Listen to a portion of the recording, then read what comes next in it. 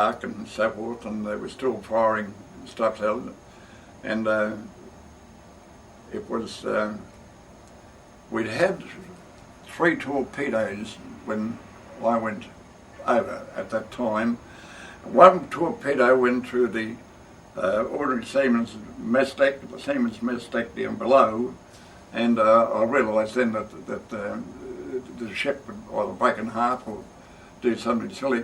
The screws of the ship were going around, 20 screws were going around very slowly in the combustion, and the ship was very slowly going forward.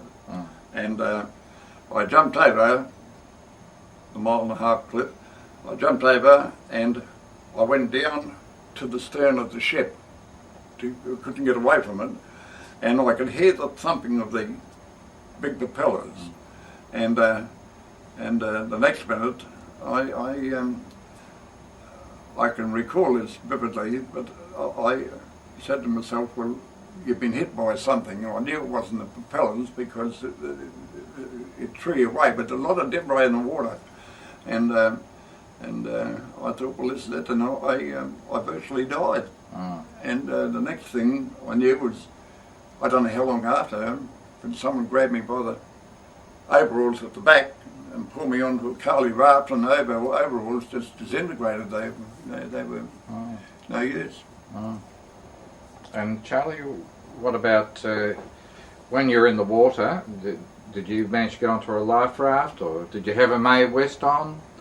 Well, actually, what I spoke before was on the Java Sea battle, but for Sunda Straits battle, I was down in number 3 diesel room as standby to turn on the electric switches and breakers and that if necessary, and with a tiny Savage.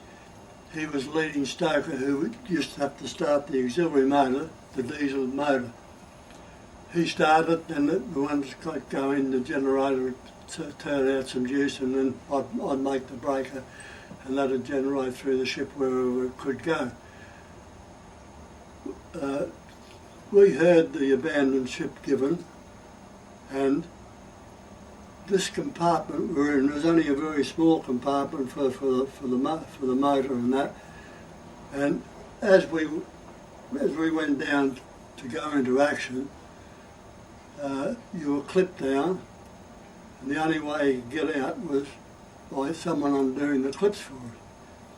But fortunately, Tiny's mate was on patrol up the passage, and he knew Tiny was down in the diesel room.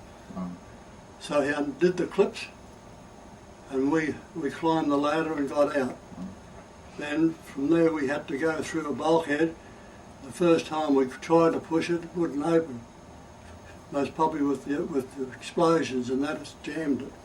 So anyway, all of a sudden we got together and we gave it one good shove, and away she went. We got through that. Then we had to get up the ladder from that deck up onto to the main deck. At that time all the water was coming in, and we had from here to about you, sitting there. We had to make that set of staircase to get up onto the upper deck. If you missed, you were gone. So Tiny had a go, and he made it. Then it was my turn to go, so I made it. We had to pull ourselves up the steps. You couldn't just walk up and start in the lift, very much support. And then when we got to the upper deck, fortunately there was some ropes hanging down. At that time the deck was pretty well vertical. And we had, on these ropes, we pulled ourselves up to the railing, climb over that, and then Tiny and I, we virtually walked down the ship's side into the water. Then we swam out to the skipper's launch, it was, because we had our blimps on that on, so we got out there to blow them up to see if they'd be any good. And kicked our boots off when we knew they weren't be any good. So we, as we got our blimps up, the launch just started to sink. It was absolutely riddled with shrapnel. And then from there I got onto a Charlie raft and I stopped on that for quite some time. Yes. Now, where did you eventually come ashore? I tried to get to shore, but Chilla will bear me out on this. The whirlies in the water was just like the entrance into Melbourne, Yes. Port Phillip Bay. Yeah, through the rip. If you got the right wiggly, it'd shoot you into the surf. I stuck to the wrong ones. I had 3 times to go ashore and I couldn't go. Just to get you and just push you back out to sea. So after that, it was a destroyer there, and I got picked up with the destroyer. There's quite a lot of the boys on board. Well, I could come in there on that. When I surfaced and put on the Charlie raft, which was the best thing. We've got all these Charlie rafts off the deck, off the wharf in Tendron Priok. But a fellow named Nick Carter. Nick was a leading seaman, would be the best seaman the Perth crew ever met anyway, and he was born in Torrens in the Naval Depot, and his father and uncle enlisted us into the Navy. And he turned up with a whaler, and this whaler had 3 oars, and Nick was in it, and he said to me, can you row? Well, I rowed here in Brisbane as a junior and for a rowing club, and I said, yes, I can row. So we got on board. We were joined by the RAAF pilot of our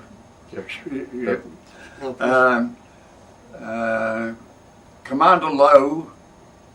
We picked him up, and a matter of people were trying to get to us, and we finished up with